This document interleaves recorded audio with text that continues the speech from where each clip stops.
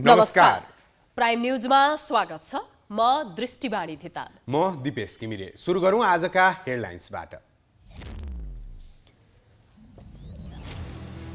चुनावी प्रचार अन्तिम चरणमा। ओली प्रवृत्ति अन्त्यका लागि गठबन्धनलाई जिताउन सत्तारूढ दलको आह्वान। गठबन्धनको औचित्य सकिएको ओलीको टिप्पणी।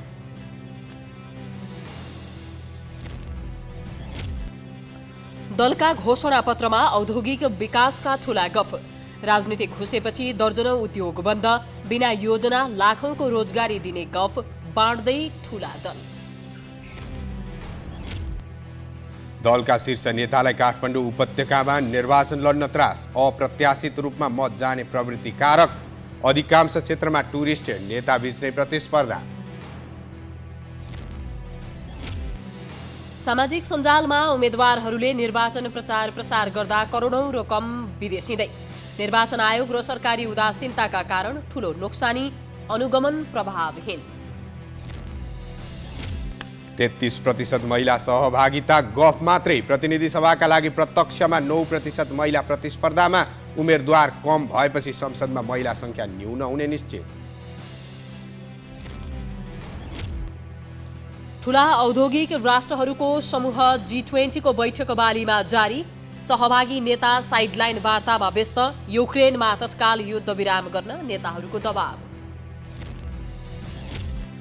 र नेपाल र पाकिस्तान बीच भोलि मैत्रीपूर्ण फुटबल। घरेलु मैदानमा जित निकाल्ने दाउमा नेपाली राष्ट्रिय फुटबल टिम।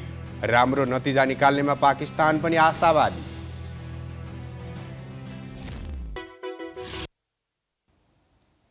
अब प्राइम न्यूज विस्तारमा।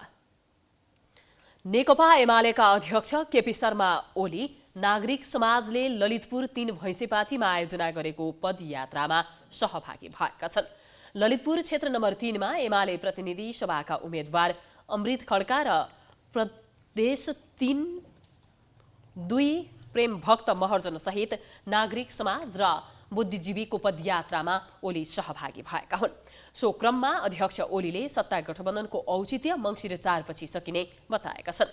पदयात्राका क्रममा ललितपुर क्षेत्र नम्बर 3 प्रतिनिधि सभाका उम्मेद्वार खड्काले जगतको वास्तविक समस्यालाई बुझ्दै विकासको योजनालाई अघि बढाउने दावी गरेका छन्। त्यस्तै सो क्षेत्रका प्रदेश सभा उम्मेद्वार प्रेम भक्त महर्जनले आउँदो मङ्सिर 4 गतेपछि मुलुकमा एमालेको सरकार आउने दावी गरे।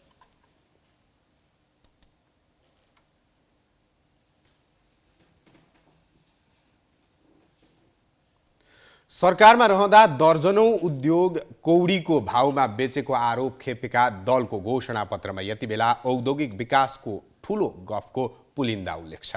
उनीहरू बिना योजना हचुवाको भरमा लाखौं रोजगारी सृजना गर्ने आश्वासन पनि बाँडिरहेका छन्। कस्तो छ त प्रमुख दलले घोषणापत्रमा समेटेका औद्योगिक नीति? एक रिपोर्ट। दलहरूले उद्योग धन्दा खोलेर देशमै लाखौंलाई रोजगार दिने र बेरोजगारी समस्या अन्त्य गर्ने घोषणापत्रमा नै उल्लेख गरेका छन्। नेपाली कांग्रेसले नेपाली उद्योग नेपालमै रोजगार आफ्नो उत्पादन आफै व्यापार भन्ने नारा नै ल्याएको छ।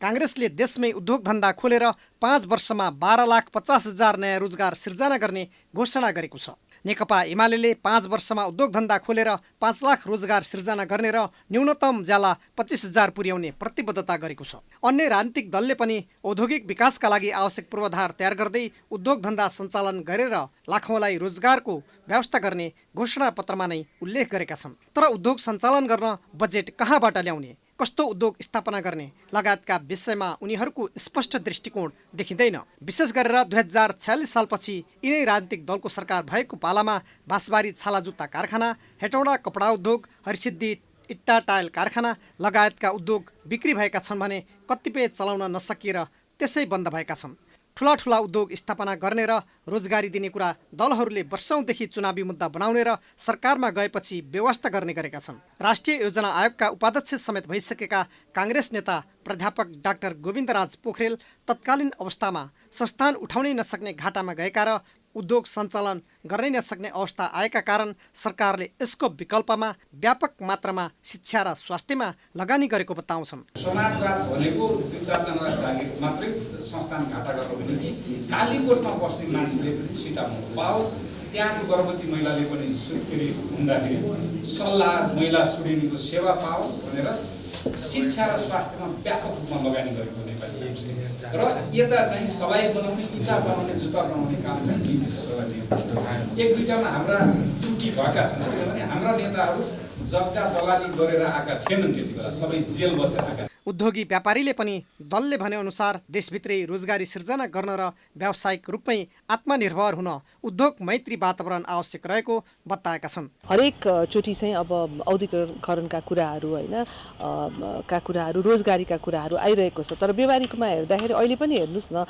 हजारौँ युवाहरू चाहिँ देश छोडेर गइरहेछ। युवाहरूलाई रोजगारी दिने भए त उद्योगहरू आउनु पर्यो, त्यही क्षेत्रबाट सहयोग हुने भनेको अझ अप्ठ्यारो परेको छ। ब्याङ्कको ब्याज बढेर अहिले 18% पुगेको छ र पहिलाकै चाहिँ ऋण तिर्न नसकिरहेको छ उद्योगी र व्यवसायले भने चाहिँ अब आगामी आउने दिनमा के हुन्छ त।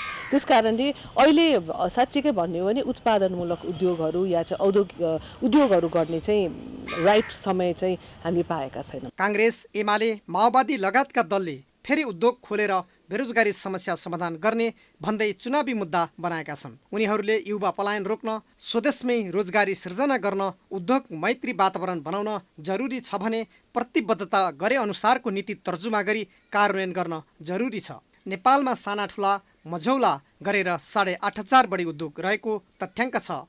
यी उद्योगले 6.5 लाख जनालाई प्रत्यक्ष अप्रत्यक्ष रूपमा रोजगारी दिएका छन्। यी सबै उद्योगमा 20 खर्ब बढी पुँजी परिचालन भएको अनुमान गरिएको छ। Political bureau, prime HD, Kathmandu. प्रदेश र प्रतिनिधि सभा निर्वाचन नजिकिँदै गर्दा दलका शीर्ष नेताका उम्मेदवारहरू आफ्नो पक्षमा मत तान्न व्यस्त छन्। चुनावको समयमा सबैभन्दा बढी टुरिस्ट नेताको चर्चा चुलिएको काठमाडौँ उपत्यकाका मतदाताहरू आफ्नो क्षेत्रमा विगतमा कस्ता उम्मेदवार थिए र अहिले को उम्मेदवार छन् भनेर चासोका साथ लेखाजोखा गरिरहेका छन्। एक रिपोर्ट। काठमाडौँका 10वटा निर्वाचन क्षेत्रमध्ये सबैभन्दा बढी चर्चामा आउने निर्वाचन क्षेत्र हो 1 नम्बर। यहाँ कुनै समय काङ्ग्रेसका संस्थापक नेता कृष्ण प्रसाद भट्टराई र तत्कालीन एमाले नेत्री विद्यादेवी भण्डारी बीच प्रतिस्पर्धा हुँदा किशुनजी पराजित भएका थिए। नेकपा एमालेका तत्कालीन महासचिव मदन भण्डारी र एमालेकै मनमोहन अधिकारी समेत यही क्षेत्रबाट विजयी भए। कुनै समय एमालेको गढ मानिने यो क्षेत्रमा प्रभावशाली उम्मेद्वार उठाउन नसकेकै कारण 2056 पछिका निर्वाचनमा काङ्ग्रेस नेता प्रकाशमान सिंहले बाजी मार्दै आएका छन्। पहिलो संविधान सभा निर्वाचनमा एमालेका प्रदीप नेपाललाई र दोस्रो संविधान सभामा माओवादीकी रेणु दाहाललाई हराएका सिंहले 2074 को प्रतिनिधि सभा निर्वाचनमा साझा पार्टीका रविन्द्र मिश्रलाई पराजित गरे। राप्रपाबाट अहिले मिश्र नै सिंहका प्रतिस्पर्धीका रूपमा मैदानमा छन्। शीर्ष नेताहरू पछि हटेकै कारण यो क्षेत्रमा युवा सङ्घको राजनीतिबाट दरिँदै गरेका किरण पौडेल एमालेबाट चुनावी मैदानमा छन्। काठमाडौँ क्षेत्र नम्बर 2 पनि चर्चामै रहने निर्वाचन क्षेत्रमध्येको एक हो। यहाँ यसअघिसम्म माधव कुमार नेपाल चुनाव लड्थे। पूर्व सभामुख एवं नेपाली काङ्ग्रेसका नेता दमननाथ ढुङ्गाना समेत एकपटक निर्वाचित भएको यो क्षेत्रमा एमालेबाट बहलवाला राष्ट्रपति विद्यादेवी भण्डारीले समेत चुनाव जितिन्। अहिले भने यहाँ एमालेबाट मणिराम फुयाल, सत्तारूढ गठबन्धनको तर्फबाट नेकपा माओवादी केन्द्रकी ओन्सरी घरती, राप्रपाबाट कुन्तीदेवी पोखरेल मैदानमा छन्। सधैँ चर्चा र शीर्ष नेताहरूको भिडन्त हुने यो निर्वाचन क्षेत्रको चुनावी नतिजा अस्थिर भएकै कारण शीर्ष नेताहरू मैदान उत्रिनबाट डराएका छन्। काठमाडौँ क्षेत्र नम्बर 3 खासै चर्चामा नआउने क्षेत्र हो। एमालेको गढ मानिने यही क्षेत्रमा पहिलो संविधान सभा निर्वाचनमा काङ्ग्रेसका चक्रबहादुर ठकुरी विजयी भएका थिए। दोस्रो संविधान सभा निर्वाचनमा एमालेका रामेश्वर फुयाल, 2074 को निर्वाचनमा एमालेका कृष्ण राई विजयी भएका थिए। शीर्ष नेताले खासै चासो नदेखाउने यो निर्वाचन क्षेत्रमा नेकपा एमालेका राई र नेपाली काङ्ग्रेसका सन्तोष चालिसे बीच मुख्य प्रतिस्पर्धा हुने देखिएको छ। काठमाडौँ क्षेत्र नम्बर 4 चर्चित मध्येको एक निर्वाचन क्षेत्र हो। यो क्षेत्रमा पछिल्लो समय काङ्ग्रेस महामन्त्री गगन थापा चुनावी मैदानमा छन्। दोस्रो संविधान सभा र 2074 को प्रतिनिधि सभामा थापा नै यहाँबाट निर्वाचित भएका थिए। 2048 मा एमाले नेत्री साना प्रधान र 2051 मा एमालेबाट पद्मरत्न तुलाधरले यहाँबाट सांसदको यात्रा तय गरेका थिए। पहिलो संविधान सभामा काङ्ग्रेसबाट सुप्रभा घिमिरे र त्यसपछिका निर्वाचनमा यहाँका मतदाताले काङ्ग्रेस उम्मेद्वारलाई रोजेका छन्। अहिले यहाँ काङ्ग्रेस महामन्त्री थापा र एमालेका राजन भट्टराई बीच नै मुख्य प्रतिस्पर्धा हुने देखिएको छ। काठमाडौँ 5 पनि विगतमा चर्चामै रहने निर्वाचन क्षेत्रमध्ये एक हो। पहिलो र दोस्रो संविधानसभा निर्वाचनमा नेपाली काङ्ग्रेसका नरहरि आचार्य निर्वाचित भएको यो क्षेत्रमा उनी बिरामी परेपछि काङ्ग्रेसले बलियो उम्मेद्वार मैदान उतार्न सकेको छैन। एमालेका ईश्वर पोखरेललाई पराजित गर्ने आचार्यको विकल्प काङ्ग्रेसले अघि सार्न नसक्दा 2074 को निर्वाचनमा प्रकाश शरण महत पराजित हुन पुगे। काठमाडौँ 5बाट एमालेका तत्कालीन महासचिव मदन भण्डारी समेत विजयी भएको विरासतलाई भत्काउन सक्ने उम्मेद्वार उठाउनुपर्ने काङ्ग्रेसले तनहुँका युवा नेता प्रदीप पौडेललाई पोखरेल विरुद्ध मैदान उतारेको छ। काठमाडौँ 6 धेरै चर्चामा नआए पनि गुमनाम भने छैन।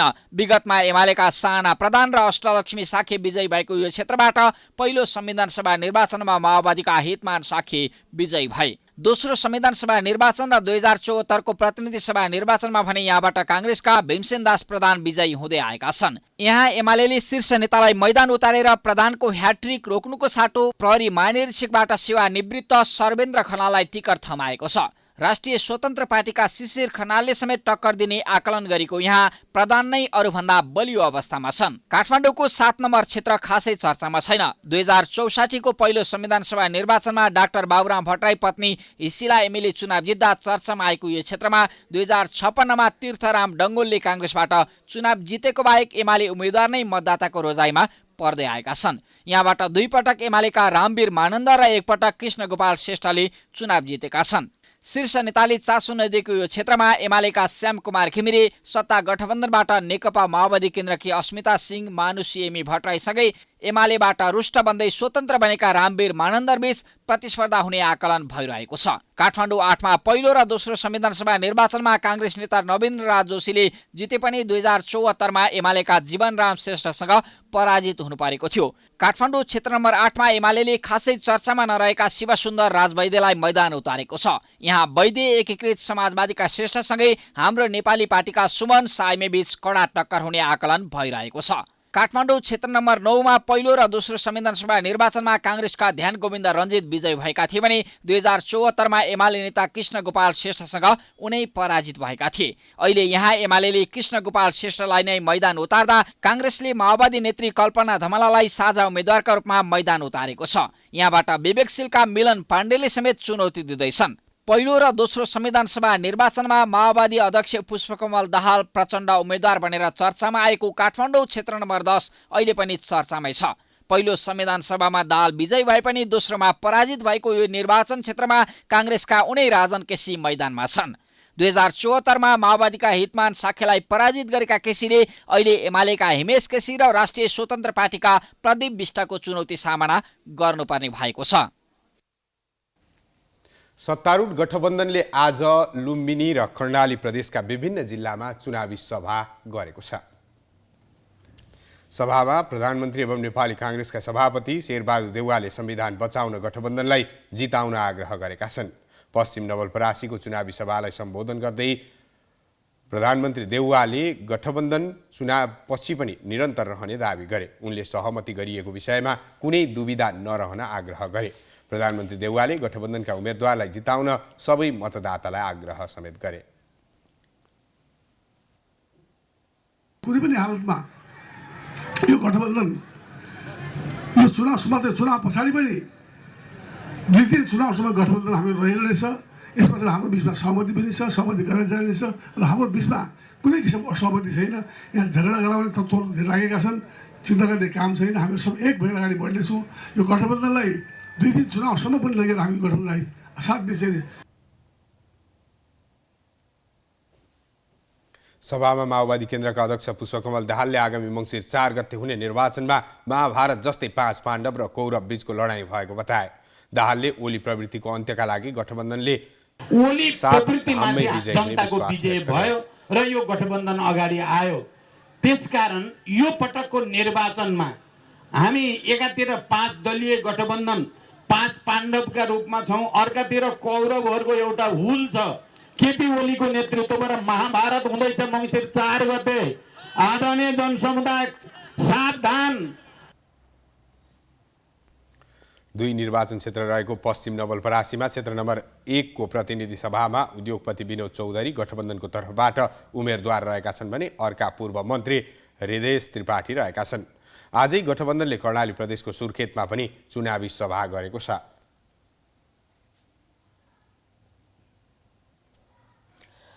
चुनाव नजिकैसँगै राजनीतिक दल र तिनका उम्मेदवारहरूले आफूले जित्ने आकलन र दावी गरिरहेका छन्। कुन क्षेत्रमा कसले बाजी मार्ला भनेर अङ्कगणित पनि विभिन्न कोणबाट प्रस्तुत भइरहेको छ। प्रत्यक्षतर्फको 165 सिटमा दलहरूले जित्ने आफ्नै अङ्कगणित गरिरहँदा 110 सिटको समानुपातिक तर्फको अङ्कगणित कस्तो रहला, हेरौँ यो रिपोर्ट। प्रतिनिधि सभा प्रत्यक्षतर्फको 165 सिटमा जित्ने संख्याबारे दलहरूको आफ्नै दाबी छ। प्रत्यक्षमा 91 सिटमा उम्मेदवारी दिएको नेपाली कांग्रेसले 85 भन्दा बढी सिट जित्ने दाबी गरिरहेका छन्। यता प्रमुख प्रतिपक्षी दल नेकपा एमाले 100 सिट जित्ने दाबी गरेका छन्। एमाले प्रत्यक्ष र समानुपातिकमा गरेर एकल बहुमत 150 सिट जित्ने दाबी गरेका छन्। मङ्सिर 4 गतिको निर्वाचनपछि नेकपा एमाले एकल बहुमतको सरकार निर्माण गर्ने हैसियत प्राप्त गर्छ। नेकपा माओवादी, एकीकृत समाजवादी लगायतका दलहरू पनि अघिल्लो निर्वाचनमा भन्दा यो पटक आफूहरूको सिट सङ्ख्या धेरै जित्ने दाबी गरिरहेका छन्। प्रत्यक्षमा अलग अलग गठबन्धन बनाएर चुनावी मैदानमा होमिएका दलहरूले 2074को समानुपातिक मत र गत वैशाखको स्थानीय निर्वाचनमा वडा अध्यक्षहरूले पाएको मतलाई आधार बनाएर आफ्नो पार्टीले समानुपातिकतर्फ पाउन सक्ने मतको आकलन गरिरहेका छन्। गठबन्धनका कारण प्रत्यक्षतर्फ उम्मेद्वार नभएका क्षेत्रमा समानुपातिक मत तान्न कांग्रेस, माओवादी र एकीकृत समाजवादीले तल्ला कमिटीलाई परिचालन गरेका छन्। कांग्रेसले यो पटक 40% समानुपातिक मत ल्याउने दाबी गरेको छ।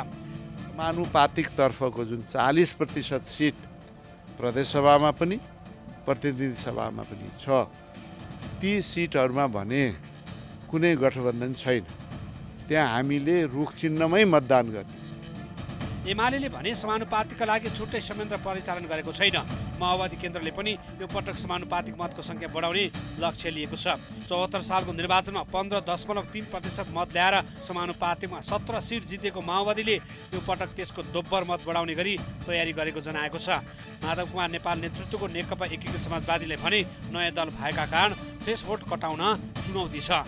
तर एकीकृत समाजवादीका नेताहरूले भने आफूहरूले 15 लाख भन्दा बढी मत समानुपातिकमा ल्याउने दाबी गर्दै आएका छन्। यता राजेन्द्र लिङ्गदेनको राष्ट्रिय प्रजातन्त्र पार्टी, रवि लामिछानेको राष्ट्रिय स्वतन्त्र पार्टीले यो पटक समानुपातिकमा उच्च महत्त्वाकांक्षा देखाएका छन्। 2074को निर्वाचनमा थ्रेसहोल्ड समेत कटाउन नसकेको राप्रपाले यो पटक अध्यक्षमा राजेन्द्र लिङ्गदेन आएपछि भने समानुपातिकमा ठूलो दल बन्ने दाबी गर्न थालेका छन्। रवि लामिछानेको राष्ट्रिय स्वतन्त्र पार्टीले पनि यो पटक सबै दललाई पछि पार्दै समानुपातिकमा 30 देखि 35 लाख मत ल्याउने महत्त्वाकांक्षा देखाएका छन्। 74को निर्वाचनमा हेर्दा समानुपातिकमा सबैभन्दा ठूलो दल बनेको नेकपा एमालेको समेत 31.5 लाख माथि मात्रै मत आएको थियो। त्यस्तै अन्य पार्टी जसपा, लोसपा, जनमोर्चा लगायतका पार्टीहरूले पनि समानुपातिकतर्फ यो पटक आफ्नो मत दोब्बर बनाउने दाबी गरिरहेका छन्।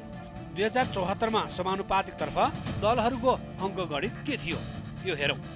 समानुपातिकतर्फ पाएको जम्मा मत 85,48,059 मत।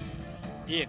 नेकपा एमाले पाएको जम्मा मत 31,73,494, प्रतिशत 37.1%, पाएको सिट 41 सिट। 2. नेपाली कांग्रेस पाएको मत 31,28,389, प्रतिशत 36.6%, पाएको सिट 40 सिट। 3. नेकपा माओवादी पाएको मत 13,03,721, प्रतिशत 15.3%, पाएको सिट 17 सिट। 4. राष्ट्रिय जनता पार्टी नेपाल पाएको मत 4,72,254, प्रतिशत 5.5%, पाएको सिट 6 सिट। त्यस्तै सङ्घीय समाजवादी फोरम नेपालले 4,07,201, 5.5% मत ल्याएर 6 सिट जितेको थियो।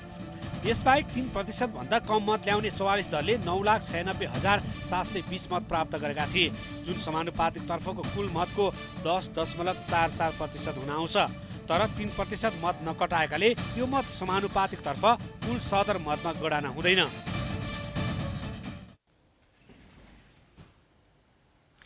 प्राइम न्यूज अझै जारी छ, हामी ब्रेक पछि आउँछौँ। पछिल्लो समय प्रचार र ब्रान्डिङका लागि सामाजिक सञ्जालको प्रयोग बढ्दै गएको छ। यसपटकको निर्वाचनमा उम्मेदवारले पनि यही शैली अपनाएका छन्। यसरी समानुपातिक प्रणालीका लागि साथसाथै प्रत्यक्ष प्रणालीका लागि सामाजिक सञ्जालमा विज्ञापन गर्दा नेपालको ठूलो धनराशि भने विदेश जान थालेको छ। एक रिपोर्ट। निर्वाचन आयोगले सामाजिक सञ्जालमा पैसा तिरेरै विज्ञापन गर्न छुट दिएको छ। यसले उम्मेदवारलाई पनि सजिलो बनाएको छ। यति फाइदा हुँदाहुँदै पनि सरकारको नीतिगत कमजोरी र निर्वाचन आयोगको उक्त निर्णयका कारण करोडौं रकम बाहिरिन थालेको छ। यसबाट सरकारलाई भने कुनै आम्दानी हुँदैन। फेसबुक सञ्चालन गरिरहेको मेटाले सार्वजनिक गरेको रिपोर्ट अनुसार गत सेप्टेम्बरदेखि नोभेम्बर 15 अर्थात् मङ्गलबार दिउँसोसम्म 5929 पेज र प्रोफाइलबाट उम्मेद्वारले विज्ञापन गरेका छन्। यो संख्या निर्वाचन र राजनीतिक क्षेत्रसँग जोडिएका विषयबारे गरिएको सशुल्क विज्ञापन हो। यही विज्ञापनका कारण अहिलेसम्म उम्मेद्वारको गोजीबाट लाखौं रकम बाहिरिसकेको छ। तर पनि निर्वाचन आयोग खुल्लमखुल्ला रूपमा विज्ञापन गर्न पाउने बताउँछ। सामाजिक सञ्जालको प्रयोग गरेर प्रचार प्रसार गरून् भन्ने आयोगको दृष्टिकोण हो। गरून् भन्ने नै हो। त्यसमा मिथ्या सूचना हुनु भएन, त्यसमा गलत इन्फर्मेसनहरू हुनु भएन, कसैलाई होच्याउने अवहेलना गर्ने हुनु भएन, सामाजिक सद्भाव बिथोल्ने गरी प्रचार प्रसारमा आउनु भएन भन्ने मात्रै हो हैन। सामाजिक सञ्जालको प्रयोग होस्, बढीभन्दा बढी सामाजिक सञ्जालको प्रयोग भयो भने त्यसमा खर्च पनि कम हुने, धेरै बाहिर भौतिक रूपमा कतै जानु पनि नपर्ने हैन, झैझगडा पनि नहुने स्थिति हुन्छ भनेर प्रयोग होस् भन्ने हो। त्यसो त यसमा निर्वाचन आयोगको पनि खासै ठूलो दोष देखिँदैन। सरकारले सामाजिक सञ्जाललाई करको दायरामा ल्याउन सकेको भए ठूलो रकम राजस्वको रूपमा आउने थियो। सामाजिक सञ्जाल करको दायरामा आउन नसक्दा ठूलो परिमाणमा राजस्व गुमिरहेको सरकारी अध्ययनले नै देखाएको छ। राजस्व परामर्श समितिले तयार पारेका प्रतिवेदन अनुसार सञ्जाललाई करको दायरामा ल्याउन नसक्दा वार्षिक अर्बौं रकम विदेश गइरहेको छ। नेपाली प्रयोगकर्ताले विज्ञापन गरे बापत र हेरे बापत फेसबुकले वार्षिक रु 60 अर्ब भन्दा बढी रकम आय गर्दै आइरहेको प्रतिवेदनमा उल्लेख छ। सूचना प्रविधिको विषयमा बहस गरिरहेका अधिवक्ता बाबुराम अर्याल सरकारको नीतिगत त्रुटि र करको दायरामा ल्याउने ऐन नहुँदा राज्यलाई घाटा भएको बताउँछन्। यस्तै खालको मोडलहरूमा चाहिँ बिजनेस कम्पनीहरूलाई, इन्टरनेसनल कम्पनीहरूलाई कन्भिन्स गर्न नसक्नु चाहिँ नेपाल सरकारको ठुलो कमजोरी हो जस्तो चाहिँ मलाई लाग्छ। यस्ता कम्पनीहरूले विदेशमा यसो यो मोडलमा काम गरेका छन्, त्यो उदाहरण मलाई थाहा छ। त्यस कारणले गर्दाखेरि अब त्यो मोडलमा पनि नजाने, जबरजस्ती तिमी आएर दर्ता भएपछि मात्रै हुन्छ भन्ने खालको एप्रोचमा लिने र कानुनको प्रष्टता नहुने भएको कारणले गर्दाखेरि उनीहरू यहाँ आएर दर्ता गरेर कम्पनी खडा गर्न चाहिरहेका छैनन्। निर्वाचन प्रचारका लागि फेसबुक मार्फत हुने खर्चमा निगरानी राख्न निर्वाचन आयोगले मेटासँग सम्झौता गरेको छ। फेसबुक पोस्ट बुस्ट गर्न भएको खर्चको विवरण उम्मेद्वारले आयोगलाई बुझाउनुपर्छ। आयोगले पनि निर्वाचनको लागि तोकिएको खर्च सीमा भन्दा माथि खर्च भए कानुन अनुसार हुने जनाएको छ। तर चुनावमा मात्र नभएर अरू समय पनि हुने यस्ता विज्ञापन र विज्ञापनबाट उठ्न सक्ने करको विषयमा सरकार चनाखो हुनै पर्छ। चुनावी प्रचार प्रसार लगभग अन्तिम चरणमा पुगेको छ। उम्मेद्वारहरू आफ्नो ढङ्गले मतदाता सामु मत मागिरहेका छन्। यसै क्रममा पछिल्लो समय बीपी कोइरालाकी नातिनी अभिनेत्री मनिषा कोइरालाले राप्रपाको पक्षमा मत मागेको विषय निकै चर्चामा छ। उनी राप्रपाका उम्मेद्वारलाई जिताउन व्यस्त देखिएकी छिन्। एक रिपोर्ट।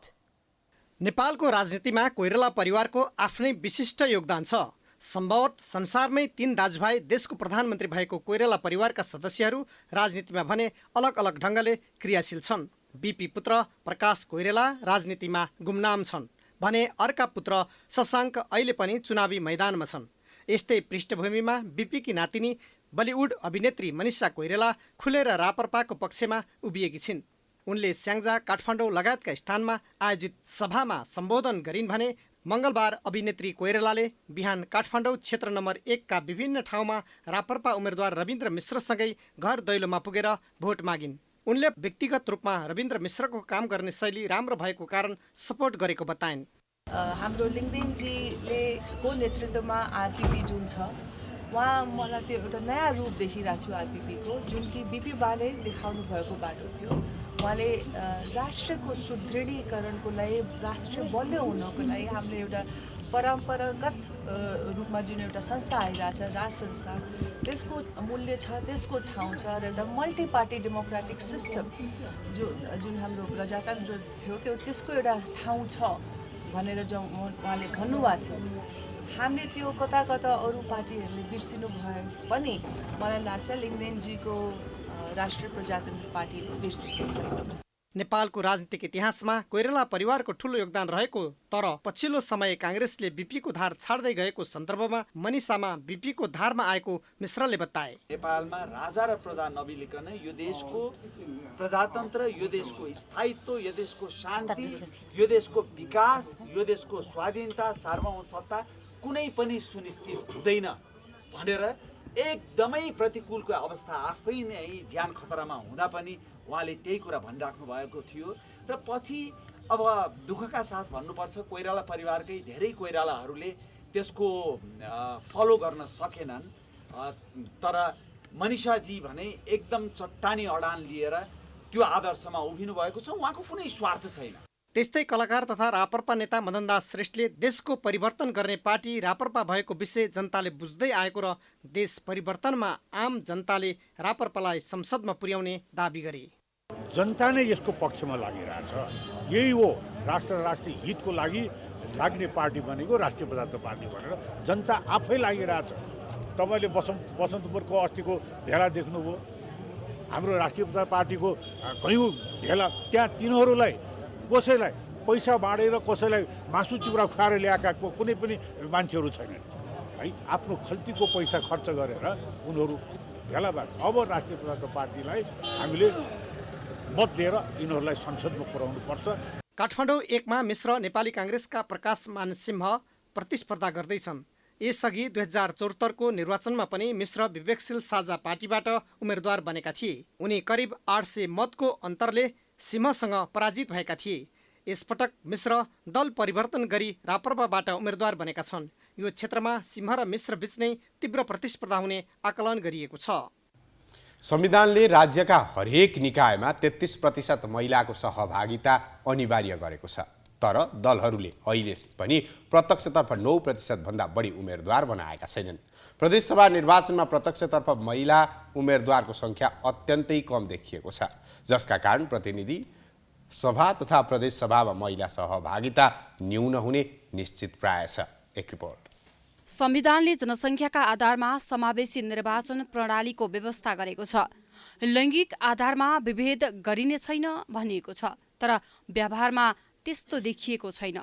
आगामी प्रतिनिधि सभा तथा प्रदेशसभा निर्वाचनका लागि उम्मेद्वार छनौट हरेक जसो दलका शीर्ष नेताहरूले महिलालाई राजनीतिमा अगाडि ल्याउनुपर्छ भनेर भाषण गरिरहे पनि अन्ततः सोही पार्टीका महिलालाई समानुपातिकमा थन्काइने गरेको छ। यसपटक पनि प्रत्यक्ष निर्वाचनतर्फ महिला उम्मेदवारी निकै कम छ। निर्वाचन आयोगका अनुसार प्रतिनिधि सभाको प्रत्यक्ष निर्वाचनतर्फ 2412 जना उम्मेद्वार हुँदा महिला 225 जना मात्रै छन्। 50% उम्मेद्वार बनाउन माग गरिरहेका महिला नेतृहरूले अन्ततः 9% मै चित्त बुझाउनु परेको छ। यस विषयमा राजनीतिक दलहरूलाई पार्टीभित्रै आबद्ध महिलाले बुलन्द आवाज उठाउनु पर्ने महिला अधिकार कर्मी मीरा ढुङ्गानाको भनाइ छ। त्यहाँबाट सङ्घर्ष सुरु गर्यो भने अनि हामी बाहिरका महिलाहरूले पनि त त्यो सङ्घर्षलाई साथ दिन हुन्छ नि त, अनि त्यो पो सशक्त हुन्छ त हो। त्यो नभइराखेको हो।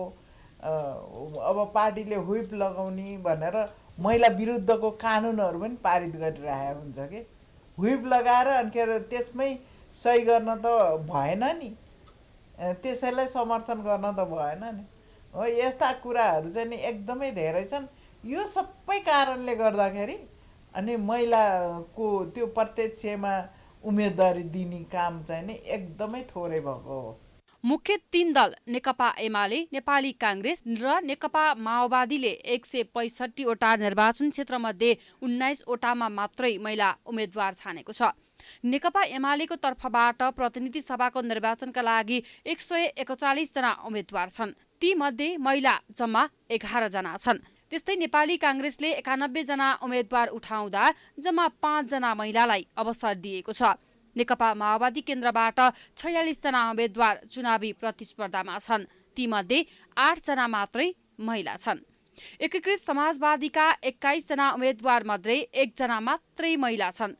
राष्ट्रिय जनमोर्चाले पनि 1 महिलालाई उम्मेद्वार बनाएको छ। अरू दलहरूको पनि हालत उस्तै छ। महिला अधिकारका विषयमा पार्टीभित्र आवाज उठाउँदा पनि महिलालाई उपेक्षा गरिएको नेकपा एमाले नेत्री अक्षलक्ष्मी साकेको बुझाइ छ। भाषणमा महिलाका विषयमा जतिसुकै आवाज उठाइए पनि पार्टीभित्रै विभेद रहेको साकेको बुझाइ छ।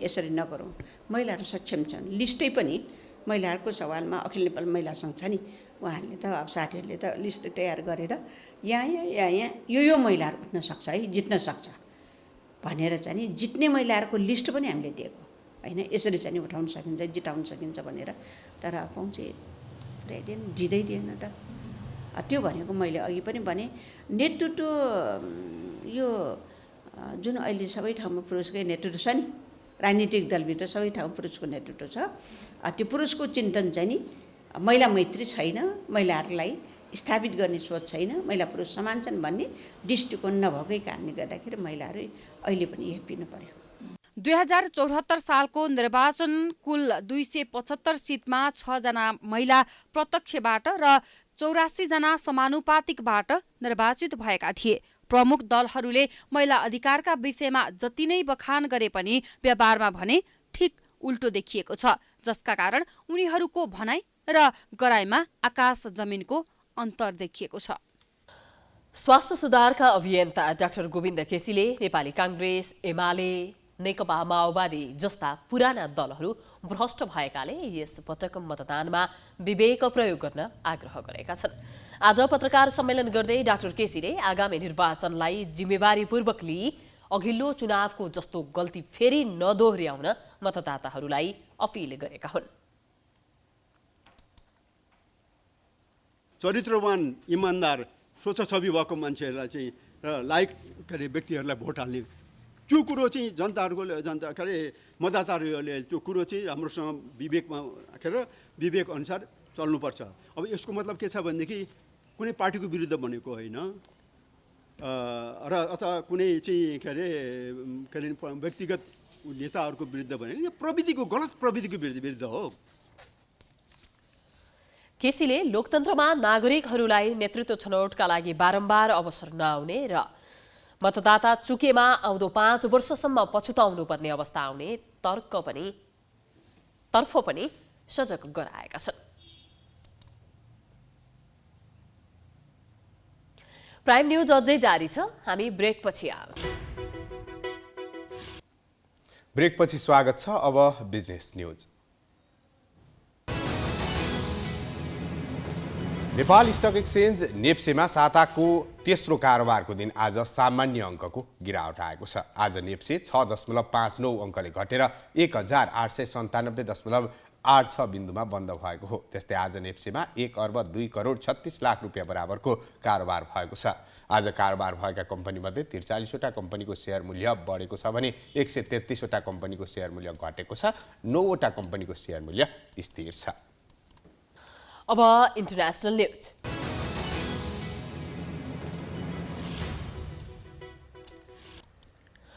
विश्वका ठूला औद्योगिक राष्ट्रहरूको समूह G20 को बैठक इन्डोनेसियाको राजधानी बालीमा चलिरहेको छ बैठकका क्रममा सहभागी नेताहरूबीच साइड लाइन वार्ता पनि भएका छन् बैठकले युक्रेनमा रुसको आक्रमणबाट प्रभावित खाद्य सुरक्षालाई सम्बोधन गर्न कदम चाल्ने अपेक्षा गरिएको छ फ्रान्सका राष्ट्रपति इमानुएल मैक्रोनले आज चीनका सी जिनपिङसँग वार्ता गरे भने सोमबार अमेरिकी राष्ट्रपति जो बाइडेनले चिनिया समकक्षी सी जिनपिङसँग वार्ता गर्ने कार्यक्रम रहेको थियो वार्ता सकियो यसैबीच बैठकलाई सम्बोधन गर्दै भारतीय प्रधानमन्त्री नरेन्द्र मोदीले युक्रेनमा तत्काल युद्धविराम गरेर वार्ता मार्फत समस्या समाधान गर्न सरकारवालालाई आह्वान गरे यस्तै युक्रेनका राष्ट्रपति भलोदिमिर जेलेन्स्कीले सम्मेलनमा विश्वका नेताहरूलाई रुसको युद्ध अब अन्त्य हुनुपर्ने बताएका छन् उनले छिट्टै टुङ्गिने महत्त्वपूर्ण खाद्यान्न निर्यात सम्झौतालाई पनि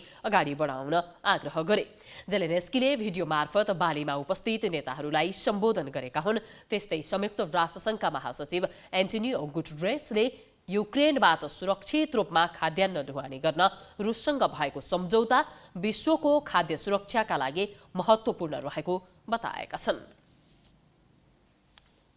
अब स्पोर्ट्स न्यूज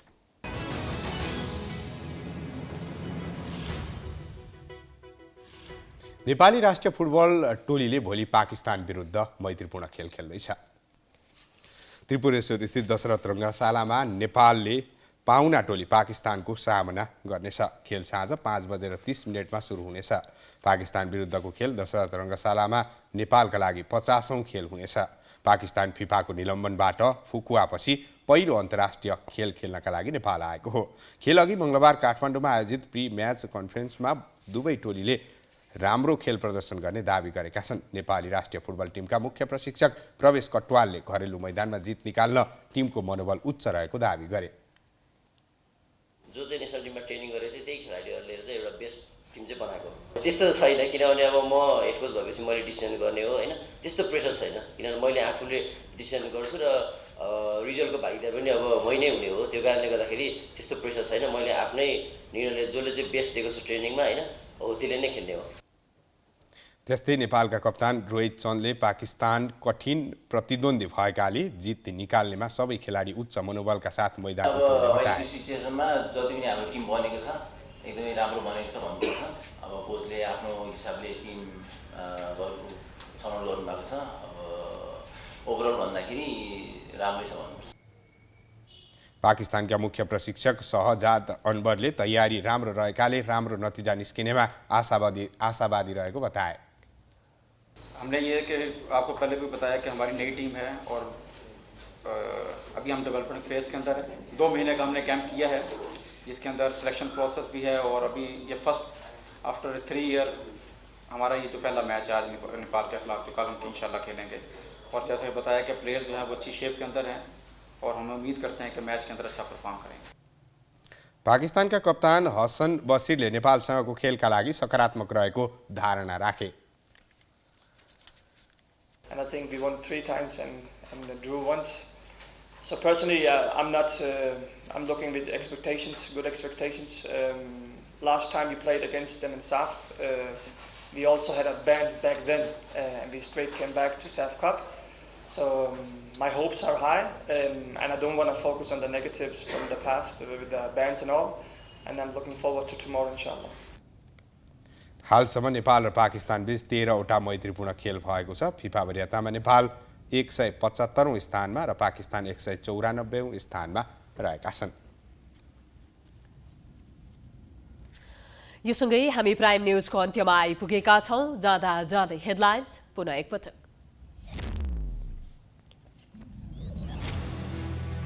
चुनावी प्रचार अन्तिम चरणमा ओली प्रवृत्ति अन्त्यका लागि गठबन्धनलाई जिताउन सत्तारूढ दलको आह्वान। गठबन्धनको औचित्य सकिएको ओलीको टिप्पणी। दलका घोषणापत्रमा औद्योगिक विकासका ठूला गफ। राजनीति घुसेपछि दर्जनौं उद्योग बन्द। बिना योजना लाखौंको रोजगारी दिने गफ बाँड्दै ठूला दल।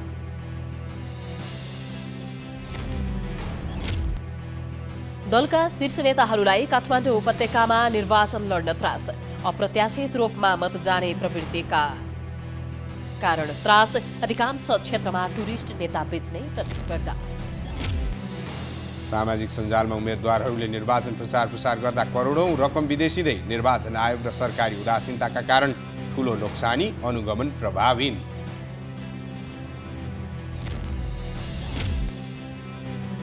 तेत्तीस प्रतिशत सहभागिता गफ मात्रै। प्रतिनिधि सभाका लागि प्रत्यक्षमा 9% महिला प्रतिस्पर्धामा। उम्मेद्वार कम भएपछि संसदमा महिला संख्या न्यून हुने निश्चय। ठूला औद्योगिक राष्ट्रहरूको समूह G20 को शिखर बैठक बालीमा जारी। सहभागी नेता साइडलाइन वार्तामा व्यस्त। युक्रेनमा तत्काल युद्ध विराम गर्न नेताहरूको दबाव। र नेपाल र पाकिस्तान बीच भोलि मैत्रीपूर्ण फुटबल। घरेलु मैदानमा जित निकाल्ने दाउमा नेपाली राष्ट्रिय फुटबल टिम। राम्रो नतिजा निकाल्नेमा पाकिस्तान पनि आशावादी। प्राइम न्यूज अहिलेलाई सकियो। यसपछिको प्रस्तुति जनता जान्न चाहन्छन् ऋषि कलाको साथमा। हेर्दै गर्नुहोला प्राइम टाइम्स टेलिभिजन। नमस्कार। नमस्कार।